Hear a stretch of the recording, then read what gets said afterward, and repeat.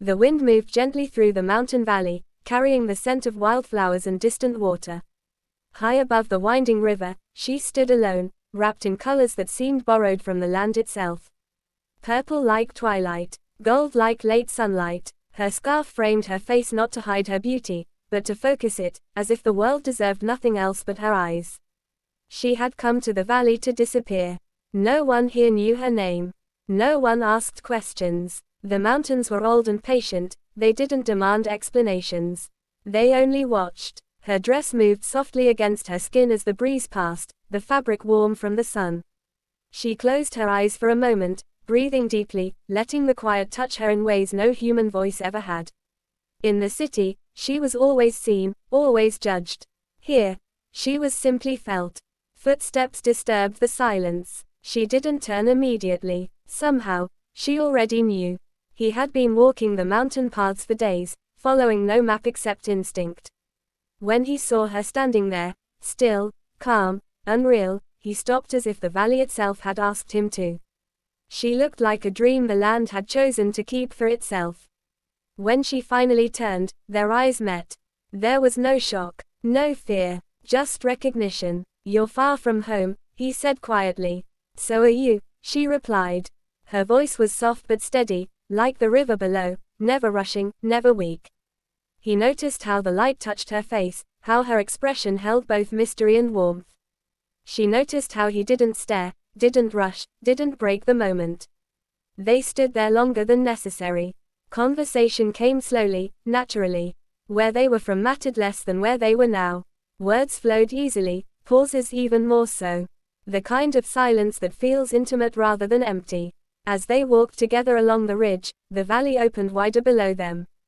The river twisted like a silver ribbon, reflecting the sky.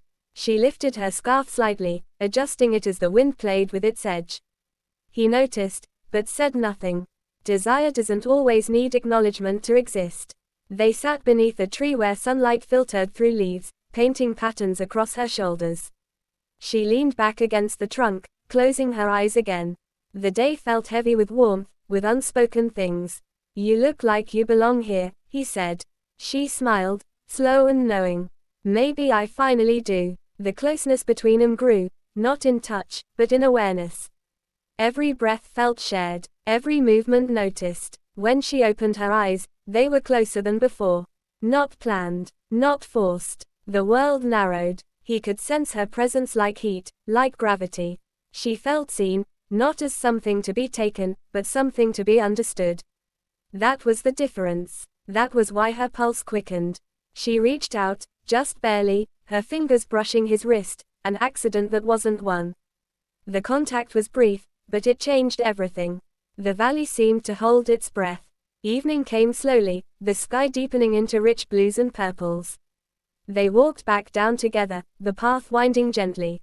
Sometimes their shoulders touched, sometimes they didn't. Both were deliberate. At the edge of the village lights, they stopped. "This is where we part," she said. "For now," he answered. She studied his face, memorizing it, not because she feared forgetting, but because she wanted to remember the feeling.